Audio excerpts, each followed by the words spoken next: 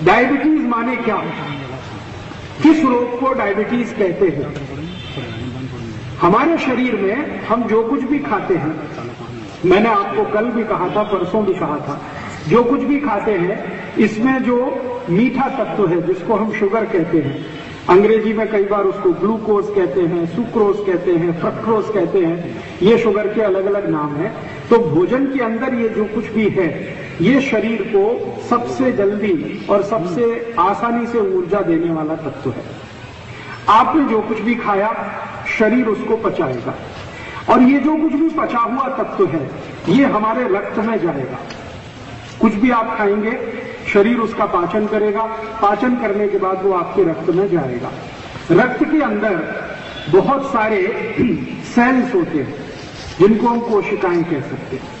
तो ये जो सेल होते हैं, कोशिकाएं होती हैं रक्त के अंदर, ब्लड सेल्स जिनको ज्यादा अच्छे शब्दों में कहें रक्त कोशिका, इन ब्लड सेल्स की कुछ इस तरह की बनावट होती है जैसे आपके घर का दरवाजा। आपके घर में एक दरवाजा होता है, अगर ये दरवाजा बंद है तो आप अंदर घर में प्रवेश नहीं कर सकते। आप पहले दरवाजे पे कॉल बेल बजाएंगे, घंटी बजाएंगे, कोई दरवाजा खुलेगा, फिर अंदर आप प्रवेश करेंगे। तो हमारे रक्त के अंदर जो कोशिकाएं होती हैं वो ऐसे ही दरवाजे जैसे होती है। सामान्य रूप से रक्त कोशिकाओं का दरवाजा ऐसे बंद रहता है, रक्त कोशिकाओं का दरवाजा इस तरह से बंद रहता है। अब ये जो हमने कुछ खाया है, खाने के अंदर जो कुछ भी मीठा तत्व है जिसको आप ग्लूकोज कहिए या एनर्जी कहिए, ये रक्त के अंदर आता है और कोशिकाओं के अंदर आने के लिए ये दरवाजे पर खड़ा हो जाता है। इस मीठे तत्व को रक्त कोशिका के अंदर लाने के लिए एक कैरियर होता है। कैरियर माने वाहक।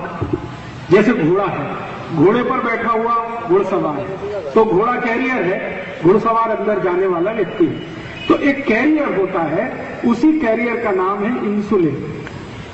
ये इंसुलिन हमारे पेट में एक छोटी सी ग्रंथि होती है जिसको पैनक्रियास कहते हैं, वहां उत्पन्न होता है। इंसुलिन का काम क्या है कि आपने जो कुछ भी भोजन में खाया है उसमें जो ऊर्जा तत्व है सबसे आसानी से घुलने वाला, जैसे ग्लूकोज या सुक्रोज या फ्रक्टोज या शुगर कहिए, इसको इंसुलिन अपने ऊपर बिठा के दरवाजे पर लेके आता है, ब्लड सेल के दरवाजे पर, और इंसुलिन दरवाजे की घंटी बजाता है। जैसे ही दरवाजा खुलता है तो उसका जो शुगर तत्व है वो इंसुलिन के साथ अंदर आ जाता है। अब जब शुगर तत्व इंसुलिन के ऊपर बैठकर अंदर आ गया रक्त कोशिका में, तो ये स्वस्थ व्यक्ति की निशानी है। अगर व्यक्ति स्वस्थ है तो उसको इंसुलिन रक्त के अंदर कैरियर के रूप में काम करेगा और अंदर उसकी एनर्जी पहुंचाता रहेगा। अगर किसी को डायबिटीज है तो क्या होता है, जिसको डायबिटीज है उसका जो इंसुलिन है वो अपने ऊपर सुक्रोज या ग्लूकोज या फ्रक्टोज को लेकर दरवाजे तक तो आता है लेकिन घंटी नहीं बजाता, कॉल बेल नहीं बजाता। आता है फिर वापस चला जाता, आता है फिर वापस चला जाता। तो ऐसी स्थिति में क्या होता है कि इंसुलिन के ऊपर बैठा हुआ जो ग्लूकोज है, सुक्रोज है, फ्रक्टोज है या शुगर है, वो ब्लड में ही घूमता रहता है, रक्त में ही घूमता रहता है, अंदर नहीं जाता रक्त कोशिकाओं। तो आप जब भी रक्त का परीक्षण कराते हैं तो उसमें शुगर निकल आती है, क्योंकि वो शुगर इंसुलिन के ऊपर बैठी तो हुई है लेकिन वो अंदर नहीं जा रही है कोशिकाओं में। और इसी स्थिति को डायबिटीज कहते हैं।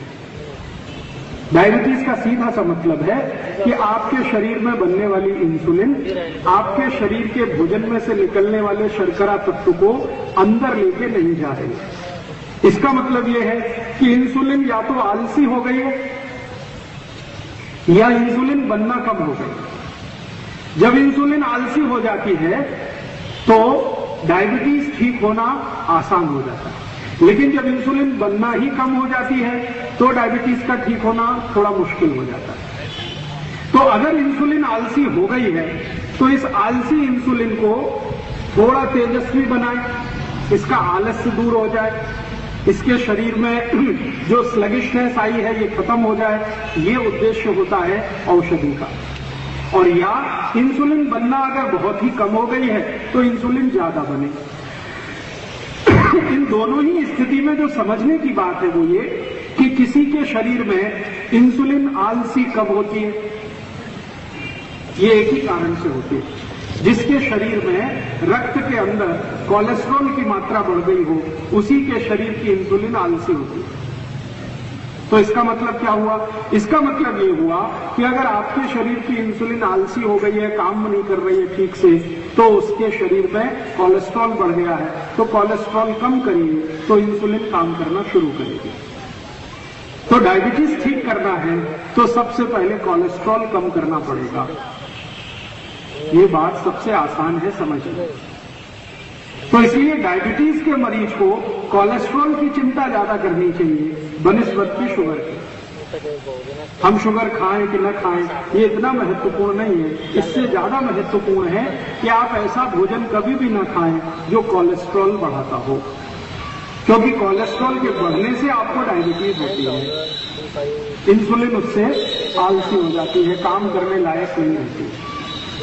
बहुत कम ऐसे मरीज होते हैं जिनकी पैनक्रियाज खत्म हो जाए या काम बिल्कुल ना करे और इंसुलिन बनाना बंद कर दे। ऐसे बहुत कम मरीज होते हैं।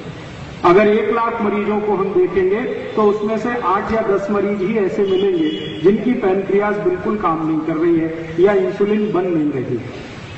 लेकिन ज्यादा मरीज ऐसे मिलते हैं जिनके इंसुलिन तो बन रही है लेकिन वो एक्टिव नहीं है, आलसी हो गई है, काम करने में उसको तत्परता नहीं है, तेजस्विता नहीं है। तो आप उसको थोड़ा तेज बनाइए, एक्टिवेट कर दीजिए और उसका सबसे सरल उपाय है कि आपके शरीर में कोलेस्ट्रॉल थोड़ा कम कर दीजिए। तो डायबिटीज के मरीजों को सबसे ज्यादा काम करने की जरूरत है इस विषय पर कि उनका कोलेस्ट्रॉल कम हो। तो खान पान ऐसा रखिए जिसमें कोलेस्ट्रॉल कम से कम होता चला जाए। अब आप ये पूछेंगे कि कैसे खाएं, क्या खाएं जिससे कोलेस्ट्रॉल कम हो जाए। तो मैंने आपको कल एक बात बताई थी कि कोलेस्ट्रॉल कम करना है तो कभी भी डालडा मत खाइए, क्योंकि ये डालडा सबसे ज्यादा कोलेस्ट्रॉल को बढ़ाता है। डालडा किसी भी नाम से मिले, वो गगन के नाम से मिल सकता है, वो बजरंगबली के नाम से मिल सकता है, हनुमान के नाम से मिल सकता है, रुचि के नाम से मिल सकता है, किसी भी नाम से मिल सकता है। डालडा आप समझते हैं वेजिटेबल ऑयल, वनस्पति घी, ये बिल्कुल मत खाइए क्योंकि इसी से कोलेस्ट्रॉल बढ़ता है। तो ये मत खाइए। दूसरी कौन सी चीज ना खाएं जिससे कोलेस्ट्रॉल बढ़ता है? दुनिया में 2 ही चीजें हैं जिनसे सबसे ज्यादा कोलेस्ट्रॉल बढ़ता है। एक तो ये है वनस्पति घी, वो किसी भी नाम से मिले, और दूसरा है मांस। वो चाहे कोमड़ी का हो, मुर्गी का हो, चाहे मुर्गे का हो, बकरे का हो, बकरी का हो, भैंस का हो, भैंसे का हो, गाय का हो, किसी भी जानवर का मांस कोलेस्ट्रॉल बढ़ाता है। किसी भी जानवर का मांस कोलेस्ट्रॉल बढ़ाता है। इस बात को बहुत ध्यान से आप समझ लीजिए, सुन लीजिए। कोई भी जानवर दुनिया में मांस के रूप में अगर खाया जाए तो मनुष्य शरीर के कोलेस्ट्रॉल को सबसे ज्यादा बढ़ाता है। और दूसरा कोलेस्ट्रॉल को बढ़ाने वाला जो कारक है वो है डालडा, गगन, रुचि, सोया, ये वनस्पति घी जो अलग अलग नामों से बिकता है। तीसरी और एक आखिरी चीज है जो कोलेस्ट्रॉल को बढ़ाती है। तीसरी और आखिरी चीज वो क्या है? वो है आजकल मिलने वाले रिफाइंड तेल। जो मैंने कल आपसे कहा था कि अगर आप अपनी जिंदगी में किसी से नफरत कर सकते हैं तो रिफाइंड तेल से नफरत करें। वो डबल रिफाइंड हो या ट्रिपल रिफाइंड हो या सिंगल रिफाइंड हो, किसी भी नाम का रिफाइंड तेल मत खाइए, कोलेस्ट्रॉल नहीं बढ़ेगा। वनस्पति घी मत खाइए, कोलेस्ट्रॉल नहीं बढ़ेगा। मांसाहारी खाने को बिल्कुल छोड़ दीजिए, कोलेस्ट्रॉल बिल्कुल नहीं बढ़ेगा।